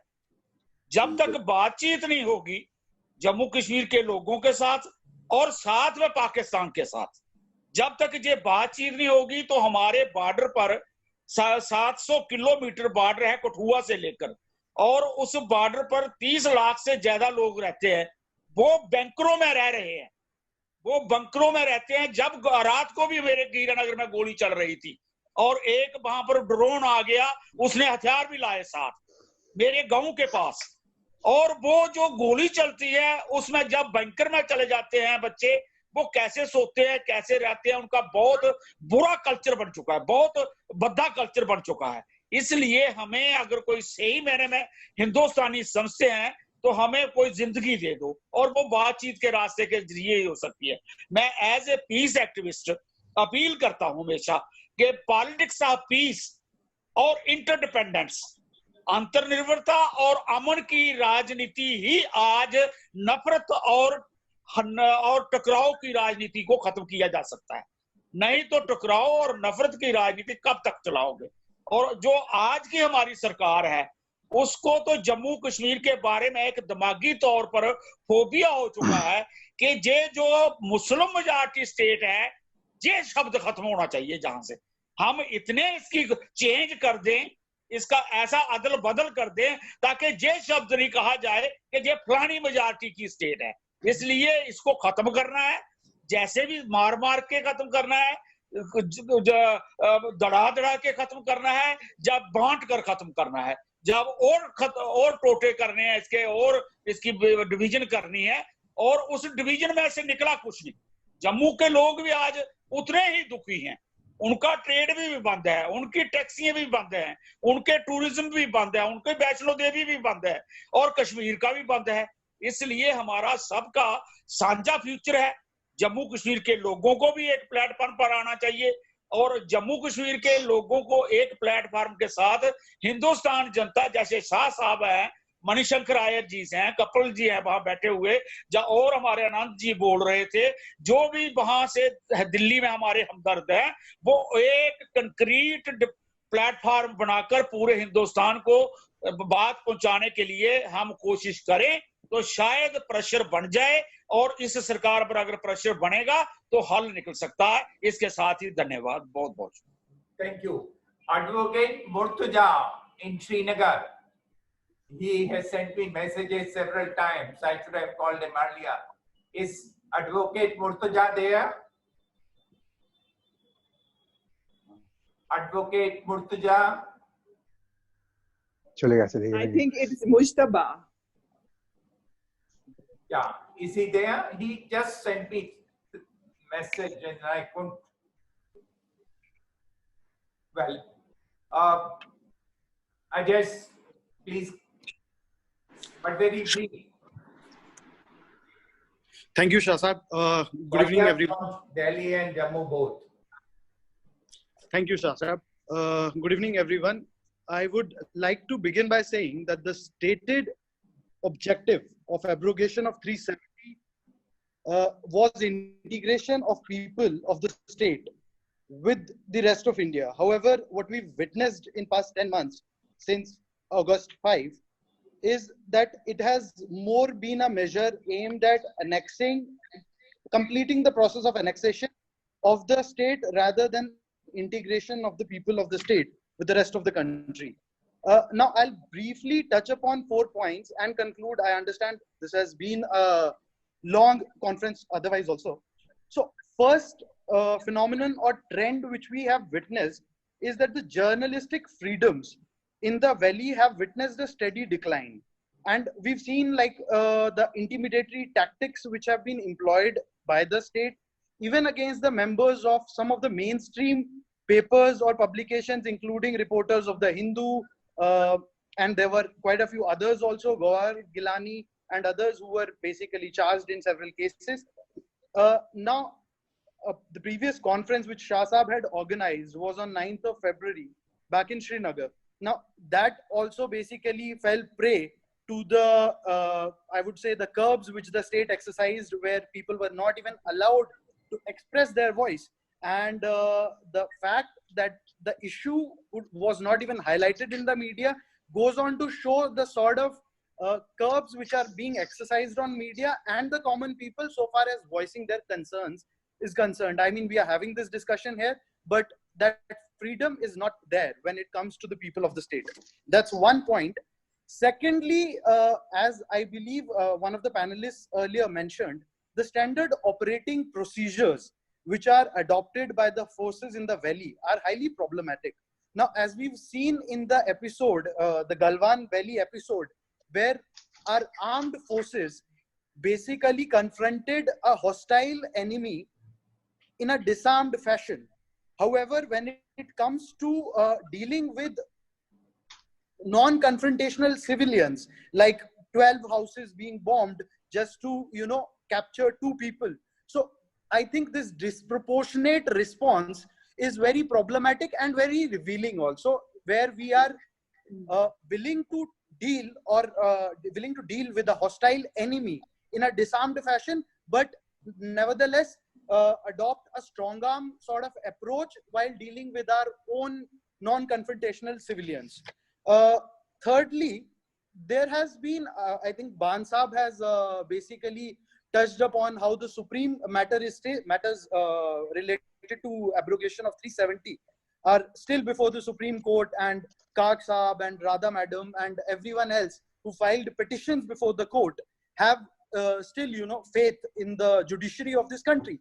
However, what we've witnessed is, despite about 8 to 9 months having been passed since the first petition was filed in the court, we've seen a continued delay in adjudication of these petitions by the Supreme Court. And this is an issue because while those petitions are pending before the court, what we've witnessed is that the executive has gone about making irreversible changes in the laws of the state, which somebody touched upon that point also, that domicile laws have been changed. Now, these are the sort of changes in law which, when actually enacted into practice, cannot be reversed. Even if tomorrow the Supreme Court does say come to a conclusion that abrogation or the manner in which it was done was not constitutional, some of these irreversible changes rather would be very problematic. And I think this is basically pushing the fate of those petitions which are pending before the court towards a certain conclusion, and we all know basically what that is. And this is very problematic because, one, this is not being talked about, and second, nothing can be done about it because the Supreme Court has shown complete reluctance and unwillingness to touch upon this. And I would come to my last point. Sir, I'll conclude with my last point. This is basically the discriminatory treatment which is meted out to individuals who are allegedly in conflict with law. And I would like to basically draw some light upon Safura Zargar's case, who's basically this young lady hailing from Kishtwar, whose bail matter is basically coming up before the court tomorrow. She's pregnant and she's been in incarceration for about 3 months now. And her only crime was that she was a member of Jamia Coordination Committee and basically was fighting against the violence meted out by Delhi police to the students inside a university campus. And now we should look at it in contradiction to how the case of Davinder Singh, a very senior official of Jammu Kashmir police, who was caught red-handed with proven terrorists. And in that particular case, you will see that despite passing of 90-day mandatory period, the Delhi police has actually failed to even file the charge sheet, which has resulted in him being granted bail in one matter. So now one particular matter related to NIA is pending. But all these discriminatory tactics basically go on to prove the first statement which I made, that this abrogation of 370 has nothing to do with integration of my state, which is Jammu and Kashmir, and its people with the rest of India.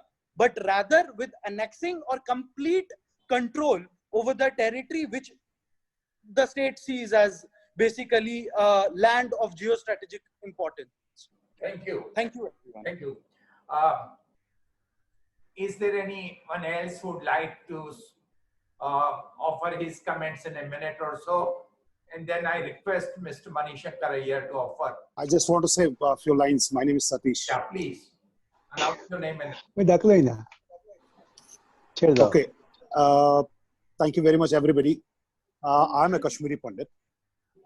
First of all, I will say this is the Jammu and Kashmir as on today is a fit example as a of the bad governance. जितने भी वादे मोदी साहब ने किए, सरकार ने किए, पिछले 6 साल से हम एनडीए की बात करते हैं, आज तक तो उन्होंने पूरा कोई भी नहीं किया। चाहे जो भी वो कहे, हिंदुत्व की बात करे या कुछ भी करे, when it comes to the JNK की बात करे, उन्होंने कोई भी वादा पूरा नहीं निभाया। कश्मीरी पंडित को एक जिंदा लाश गवर्नमेंट ऑफ इंडिया के दरवाजे पे खड़ा किया, जब चाहा इसको इस्तेमाल किया। रही बात कश्मीर की बात, जो उनकी रेलेवेंस है उनके साथ तो ये बात नहीं करते, जिनकी रेलेवेंस है उनके साथ तो ये बात नहीं करते, उनको डिटेन करके अंदर रखा है। चाहे वो महबूबा मुफ्ती थी, पहले वो फारूक साहब थे, and I quit. हेलो, पहले वो पहले चाहे वो फारूक साहब थे, उमर साहब थे या बाकी लीडर्स है, महबूबा मुफ्ती जी हैं, उमर फारूक हैं, ये उनके साथ बैठ के बातचीत क्यों नहीं करते हैं? हर दिन वहां पर क्यों चाहते हैं कि these are the people who can bring the peace? ये उनके साथ बातें नहीं कर रहे हैं। अब बात करेंगे दिल्ली में या पॉलिटिकल पार्टी से बात करेंगे, अरे जिन्होंने पीस लानी उनसे बात तो करो, उनके साथ बैठो तो सही। वो चाहते कि वो आवाम के साथ सामने जाके बात तो करेंगे, ये तो चाहते नहीं है वहां पर पीस हो। उनको बंद करके रखा हुआ, दादागिरी बन गई है। आप आवाम की बात करिए, देखिए ये कह रहे हैं कि भाई हमने जी आपने जॉब्स के लिए, जिन्होंने कहा 50,000 जॉब्स बनाएंगे, इतने मंदिर बनाएंगे, फलाना करेंगे। वहां पर जो स्टेट PSUs हैं उनके लिए इन्होंने नेशनल टेंडर्स निकाले हैं और आउटसाइड JNK पार्टीज को इन्वॉल्व कर रहे हैं। आप आइए और इनको टेक ओवर कर लीजिए। ये इनकी सीरियसनेस है about the JNK। They are not serious about the JNK at all. मैं कहूंगा, मेरी एक रिक्वेस्ट है, आप इनसे आग्रह कीजिए कि जिनका रेलेवेंस है टू द JNK, जितने भी पॉलिटिकल लीडर्स हैं जिनको डिटेन किया है, उनके सामने लाए, बात करें और इसका मसले का हल करें, क्योंकि जो खून खराबा वहां पर होता है वो बंद हो जाएगा। Thank you. Thank you. Somebody else wants to speak. I think I have been waiting for so long. Please. I thought you will call me to speak anyway. I just want to offer my comments that we are searching for a way out. My specific suggestion would be 2 steps backward. We have to restore the earlier position and go back to the situation when Article 370 and 335A were in operation. De-abrogate the situation of Article 370 and give the confidence to the people of Kashmir. This democratic governance cannot run without giving complete assurance of dignity of an individual and freedom of speech.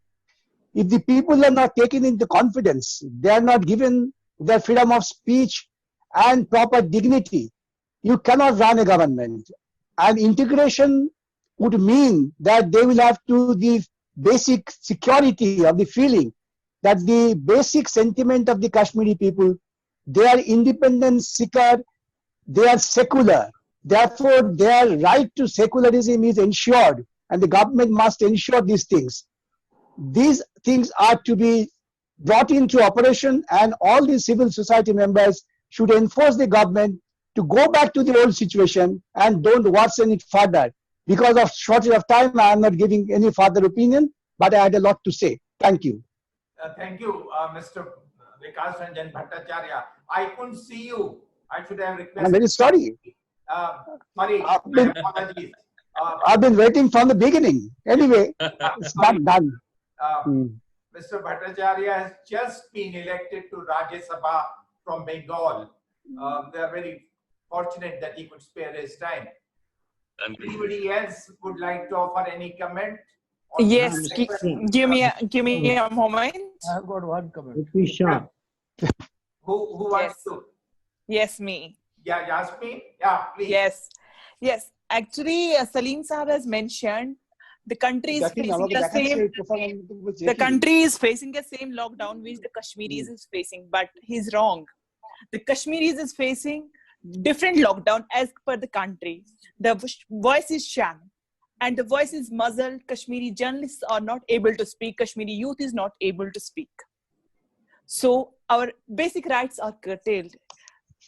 This is the thin line. They have to understand what is the lockdown in rest of the country, what is the lockdown in Kashmir. And now someone has mentioned the people of the India doesn't know what Kashmir is. How? We are not ready to educate the country people what the Kashmir issue is. We have to educate them. We have to explain them what is the demography of the Kashmir is. Then they can understand and they cannot react in the media. Thank you, Yasmin. Thank you. Mr. Muhammad Salim wants to say something. Thank you, Mr. Shah. I'm sorry, Ms. Yasmin. In fact, then I'm wrong or wrongly understood.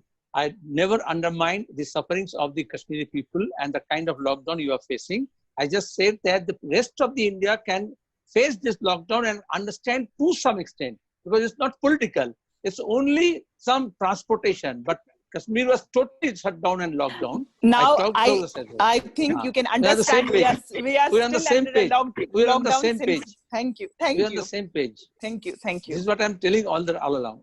But Ali Sahab, you wanted to say something. I want to say something about what Mr. Ban said about migrant pundits. And Mr. Maldar is now here. We always welcome them. They have to come and they have to live here. And they are part of the society. And problem is that they are at this time being cheated. They are being used. They are being instrumentalized. Only 2 days back, one of the persons in Jammu, a retired police officer who has joined BJP, he stated that arms should be issued to Kashmiri Pandits and they should be trained for firing and other things. That is not the answer. Answer is that Mr. Mahaldar has to talk to me. He has to talk to his neighbor. How it is possible for him to come back? Government has for the last 3 decades failed to provide him any relief to come back and settle in his own place here. He will not be able to do so. Government has no policy about it. Government is only interested to use his victimhood, as he himself said, and is not interested that he should come here. Whenever he will come here according to the government's plans, then he will have to come to a sort of a settlement here, from which he will not be able to come out. He will not be able to go for his work. They are trying to put him inside, wherefrom they will use him as a fodder for military. Thank you very much. Thank you. Mr. Goenka from Calcutta for a minute. Mr. Goenka. Thank you, sir. सबको नमस्कार. अभी हम लोगों ने lockdown में 2.5 महीना एक बड़ी तकलीफ पाई है. हमारे एजुकेशन इंस्टीट्यूट नहीं चल रहे हैं, हेल्थ नहीं है, क्योंकि हम लोग के मोबाइल वगैरह चल रहे हैं, लेकिन शायद यातायात के साधन नहीं है. हमको इसको फील करना पड़ेगा. यही चीज कश्मीरी आज 10 महीने से पा रहे हैं और इससे भी खराब हालत है उन लोगों की. और उन सबसे ज्यादा जरूरी है इकोनॉमिक. वहां पे किसानों के प्रोडक्ट फ्रूट वगैरह नहीं बिक रहे हैं. वहाँ की इंडस्ट्रियां सारी नष्ट हो चुकी है. सरकार कैसे उसको कंपनसेट करने की सोच रही है, ऐसी कोई बात नहीं है. और एक कुछ क्वेश्चन मेरे दिमाग में कई दिन से चल रहा है कि अपना कश्मीरी जो इशू है ये यूएन में डिस्प्यूटेड है. तो मेरे को लगता है जैसे कोर्ट में विकास दा भी है, यहाँ पर एक स्टेटस को की चीज होती है, तो क्या वो हटाने में हम लोग सक्षम है या कुछ ऐसा यूएन के अंदर हम अपनी पोजीशन खराब कर रहे हैं उसको लेकर. और लास्ट बात मेरी ये है कि जो राजा और प्रजा होती है उसके अंदर एक विश्वास होता है. राजा नहीं बोलना चाहिए, रूलर. इसके अंदर में प्रजा अपनी देशभक्ति सारी चीज उससे उम्मीद की जाती है और वो भी उम्मीद करती है कि जो रूलर है वो हमको एक तरह का जितनी मेरी रिक्वायरमेंट है उसको पूरी करेगा। मेरे को लगता है सबसे बड़ा अपने को विश्वास की क्षति हुई है इस चीज। मैं इस तरह से इस चीज को देख रहा हूँ। धन्यवाद। Thank you. Mr. Shah. Yeah. Mr. O.P. Shah. Yes, please. May I know who's on?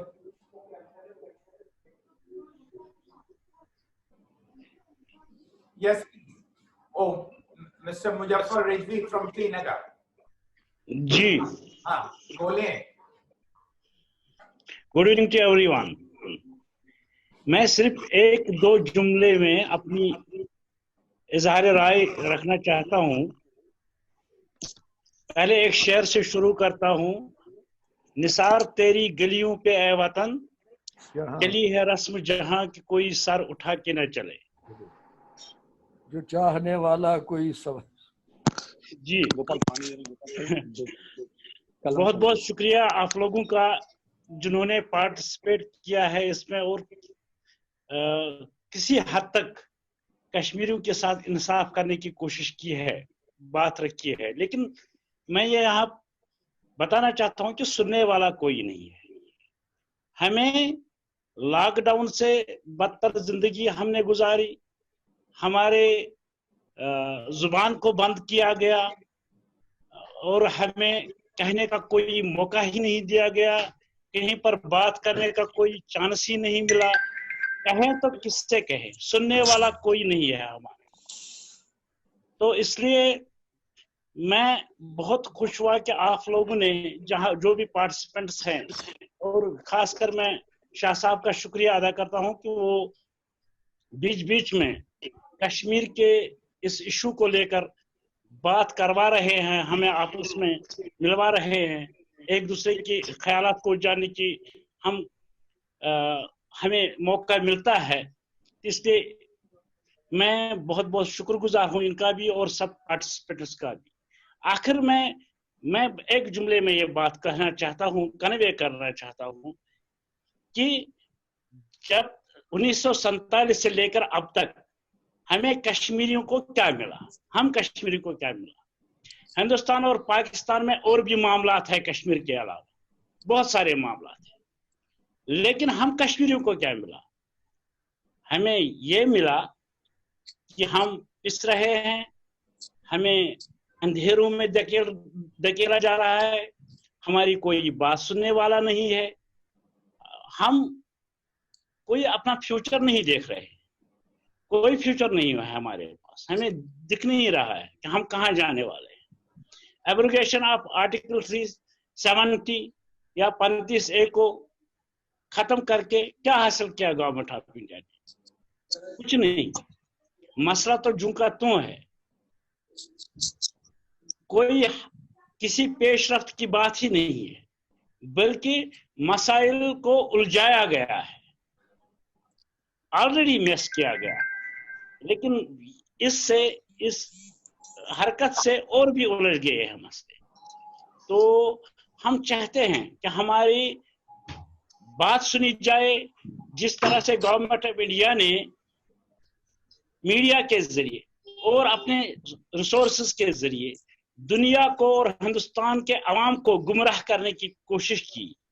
हकीकत से बईद उनको बता दिया गया कि हमने कश्मीरी के हित में ये फैसले लिए, लेकिन हम कश्मीरी जानते हैं जब हमें एक उम्मीद थी आर्टिकल 370 के रहते हुए, वो उम्मीद भी हमसे छीन ली गई और हमें अब कोई उम्मीद बाकी नहीं रही है।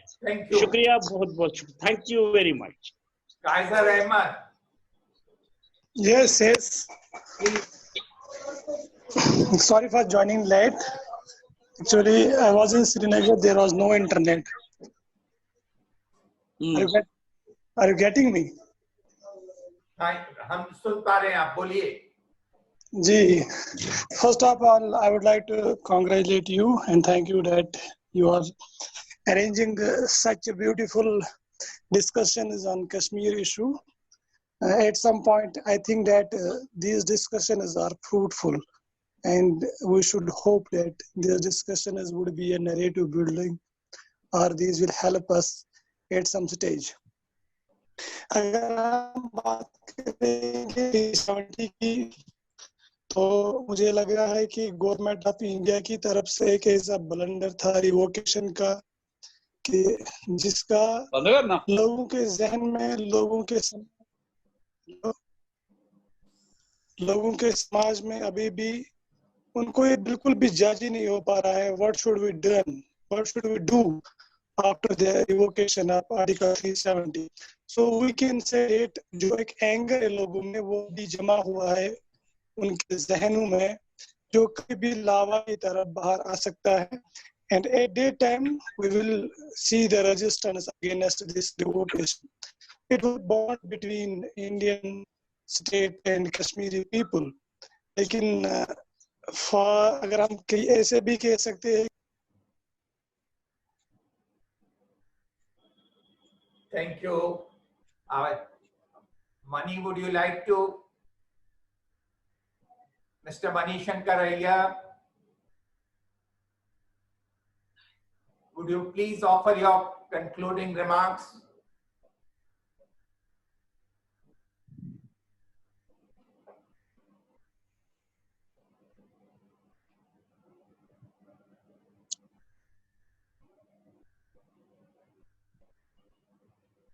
Can't hear you.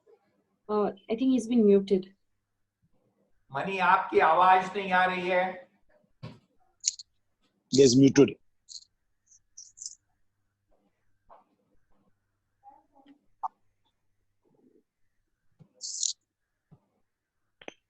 Oh, I'm sorry. अभी मुझे पता लगा कि मेरी आवाज नहीं आगे बढ़ रही थी. अब आना चालू हुई है. म्यूट कर दिया है, तो मैं दोबारा शुरू करता हूँ. मैंने ये कहा कि शुरू में मैंने कहा था कि मुझको लगता है कि कुछ खास अंतर नहीं हुआ है पिछली मीटिंग 9 फरवरी से आज तक. लेकिन इस वार्तालाप को सुनते हुए मुझे लगता है कि बहुत से ऐसी चीज बताई गई है जो कि शायद नए न हो, लेकिन आज तक उनका जो रेलेवेंस है उसको जारी रखा गया है, और ये हमारे लिए बहुत ही लाभदायक है. It seems to me that the best way of delivering these concluding remarks is to highlight some of the points that have been placed before us. This is a summary, so it cannot be a complete account. Otherwise, I'll have to repeat the discussion of the last 2 hours. But I think we should specifically take note of Kapil Kark having said that bitterness, particularly in South Kashmir, is growing. And therefore, he is expecting more street violence and more militancy. The Kashmiris, he said, have lost faith in parliament, in our judiciary and in the media, and are therefore feeling alienated, that they are in despair and they are despondent. I think this sums up very well what is the mood in Kashmir in 2020, almost 1 year after after Article 370 was abrogated. Ruhaila Khan, she made a very pointed reference to Ram Madhav saying that Jammu Kashmir is always looked at from Delhi through the prism of Pakistan. That is why I personally have been saying that we need to have 2 parallel dialogues, one with Pakistan and one with the people of Jammu, Kashmir and Ladakh. Unless 2 go more or less simultaneously on parallel tracks, there are many things that will not get resolved. He said that it was not acceptable to take away regional autonomy. I think all of us here would completely agree.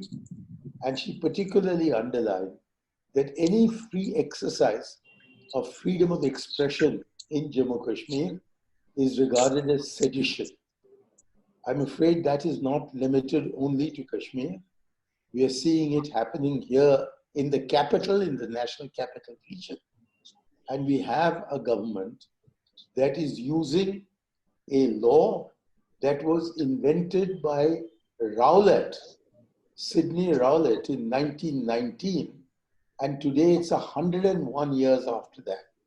And still we are using this completely colonial law for the suppression of the constitutional rights of the people, both of India as a whole and of Kashmir in particular.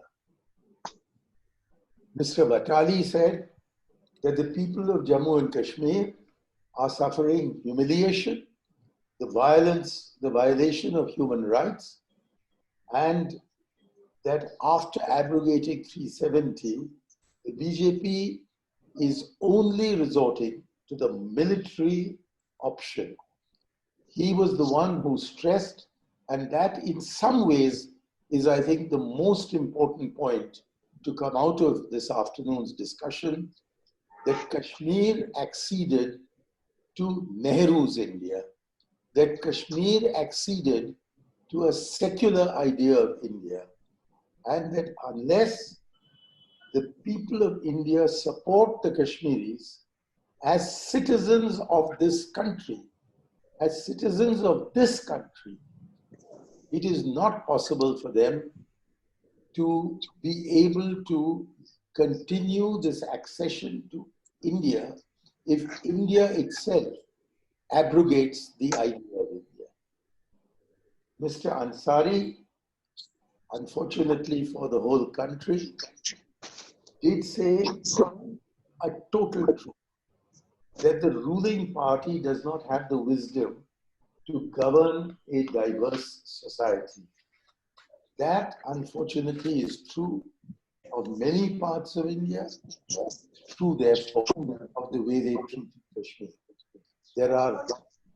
He says that the whole purpose of the BJP program is to polarize the vote, so as to, and that is why there is no one to listen to any suggestion. I wasn't entirely able to understand the totality of what Mr. Munju said, but it does seem to me that one point which I did understand is a very important one, that the abrogation of Article 370 did not follow proper rules and procedures. I think Anand Sahai made an extremely important point when he said that the main difference between Kashmir in the 80s and 90s and now in 2020 is that there are lots of security forces which are with guns and are located at a distance of 100 meters from each other, stretching across hundreds of kilometers. This is tragically true. And he said, he quoted a young man as saying, कि पाकिस्तान से बदले आप हमसे ले रहे हैं. Now that is utterly unacceptable, but I'm afraid what he said, what that young boy from Kashmir said is true.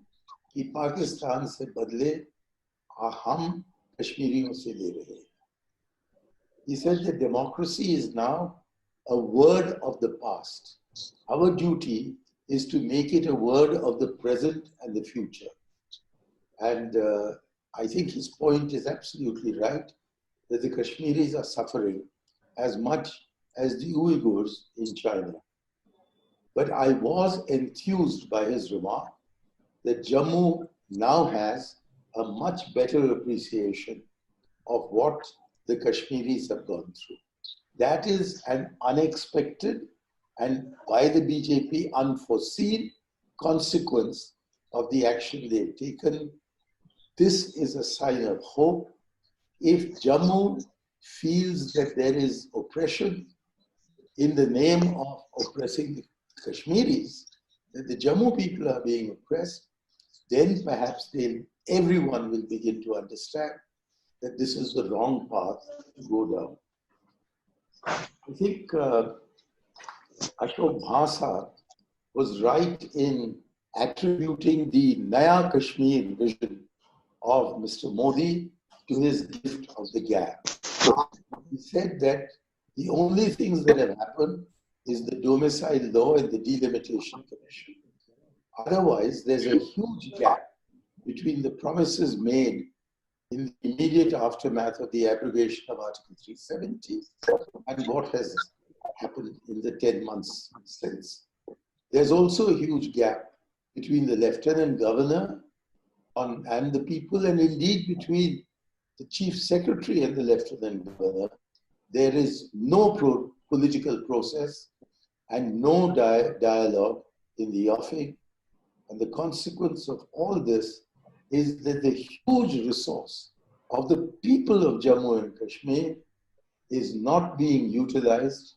There is no recognition that since the time of the Raja Tarangi, it has always been only by love that the people of Kashmir can be conquered, not by bulldozing and not by security measures.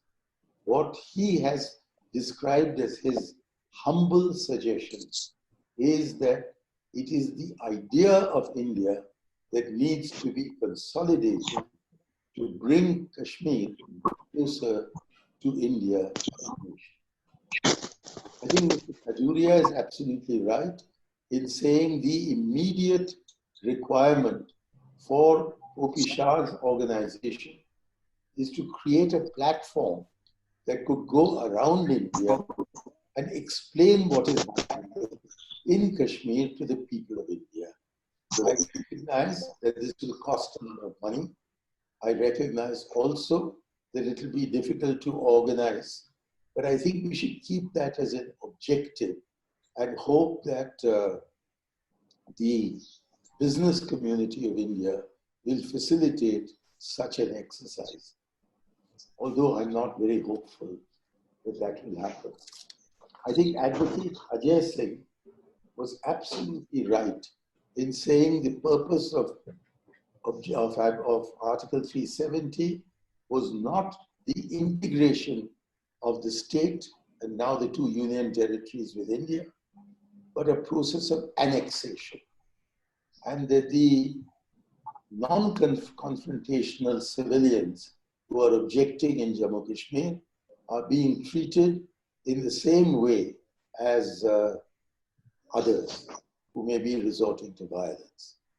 And he is also right in drawing attention to the delay by the Supreme Court in adjudicating Radha petition while making irreversible.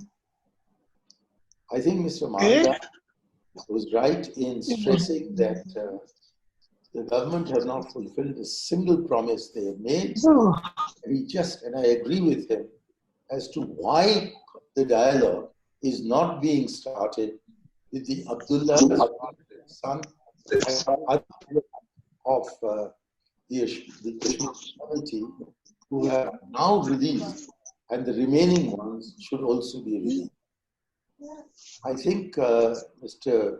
Vikram Ranjan is absolutely right in insisting that the only way forward is by taking the steps back towards the legislation of the period before Article 370 and 35A were abrogated.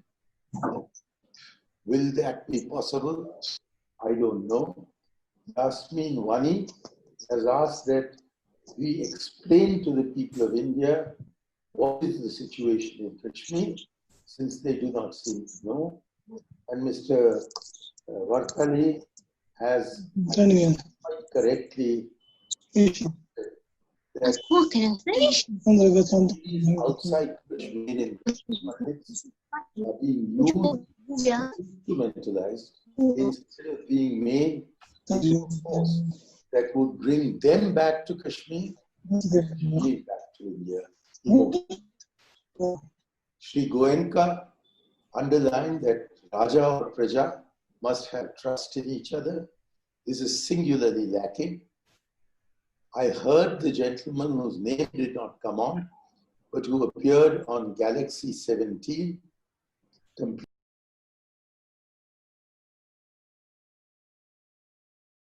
Kaiser Ahmed saying that the lack of an appropriate internet is a very major constraint in the state. I think this sums up many of the dimensions of the current situation. I have no hope whatsoever in the government of India today taking any steps to even consider any of the remarks and suggestions and observations that have been made in this afternoon's webinar.